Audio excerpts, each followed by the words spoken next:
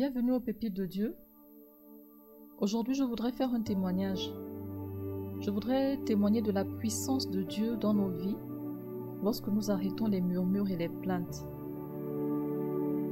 Alors voilà, je devais renouveler mon abonnement Internet. Nous sommes donc un samedi matin. Je me suis rendue à l'agence de télécom. Arrivée à l'entrée, le gardien me fait savoir que je ne peux pas y accéder parce que je n'avais pas de masque. Bon, je précise ici que nous sommes en pleine crise sanitaire internationale.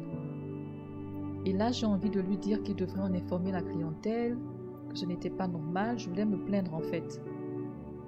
Mais chose étrange, je reste calme.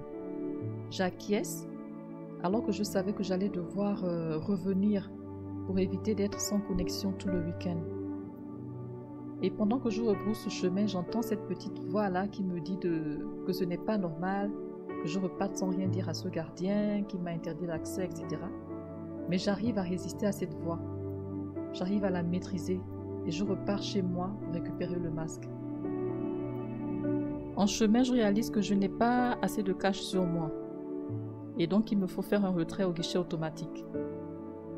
Je fais 3 tentatives de retrait en vain. Impossible de retirer du cash.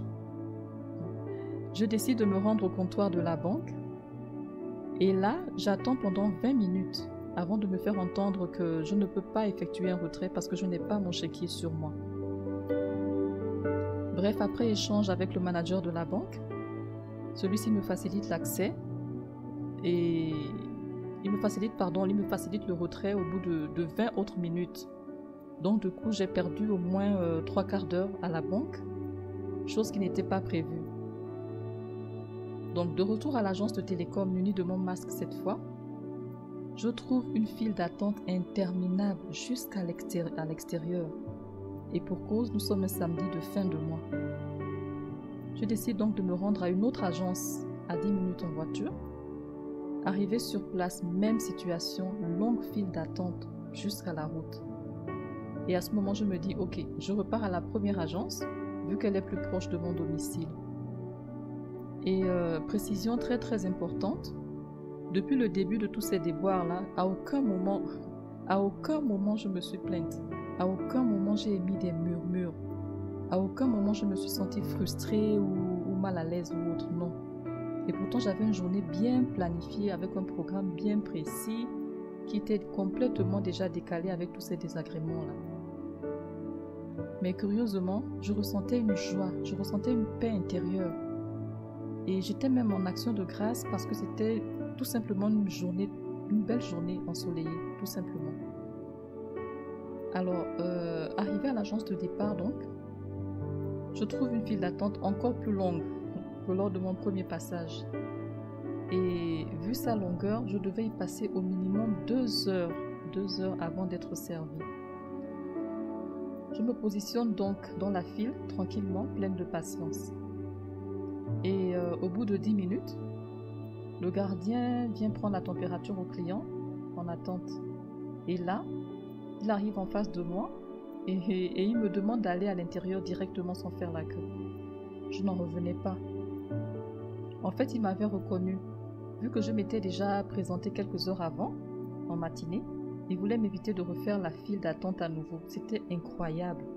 C'était tout simplement incroyable.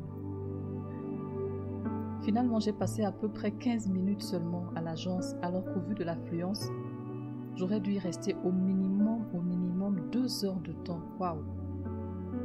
Dieu est bon, Dieu est vraiment bon. Je suis restée sans voix, en pensant à tous les désagréments de la matinée, l'état d'esprit dans lequel je les ai vécus, et au final, la récompense de Dieu tout simplement, comme une bouffée de fraîcheur au milieu de ce tourment. Non, Dieu est bon. Et là, je réalise combien de fois il est vraiment bon, incroyable. J'ai vraiment senti sa présence pleine de bonté. Il a gardé mes pensées de l'énervement pendant tout ce parcours-là. Je ne me suis pas découragée, je n'ai pas murmuré, je ne me suis pas plainte, non. Il était vraiment là. Il m'a rempli de sa paix dès le début, en fait. J'ai senti cette paix, mais je n'ai pas fait le rapprochement, je n'ai pas su, en fait, je n'ai pas compris pourquoi j'étais en paix. Et en joie d'ailleurs, dans la joie. Dieu est vraiment bon. Je voulais vraiment le dire, haut et fort, Dieu est bon. Ce n'est pas la première fois qu'il se manifeste de la sorte dans ma vie, mais c'est vrai, cette fois, c'était juste waouh. Et du coup, l'action de grâce est montée dans mon esprit. J'ai reçu tout de suite le besoin de témoigner là-dessus, le besoin de témoigner, de sensibiliser quelqu'un sur la manifestation de la bonté, de la puissance de Dieu dans nos vies. Lorsque nous bannissons de nos pensées, de nos vies, les plaintes, les murmures, les attitudes défaitistes, quelles que soient les circonstances auxquelles nous faisons face. Bon, d'aucuns diront que c'est un petit témoignage, mais pour moi, il n'y a pas de petit témoignage. Au contraire, Dieu veut notre obéissance dans les grandes comme dans les petites choses. Et tout cela, c'est pour sa gloire. Pour sa gloire. Alors prenons la décision d'éviter de nous plaindre. Bannissons les plaintes de nos vies, les murmures, les lamentations, sortons-les de nos vies. Au contraire, rendons grâce à Dieu en toutes choses, même dans les situations les plus alarmistes. Rendons grâce à Dieu. Dieu est bon, Dieu est vraiment bon. Sa bonté se manifeste même dans l'adversité. Évitons le nombrilisme, évitons les plaintes, les murmures. Demandons à Dieu de nous aider vraiment à résister à la tentation de nous plaindre. Demandons à Dieu cette grâce vraiment. Devenons positifs, devenons aussi positifs et reconnaissants que possible. Vivons dans la louange, vivons dans l'action de grâce même dans les difficultés et surtout justement dans les difficultés. Rendons grâce à Dieu, tout simplement. Amen.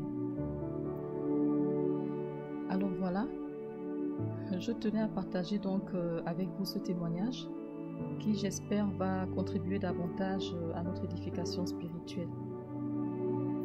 Que Dieu vous bénisse.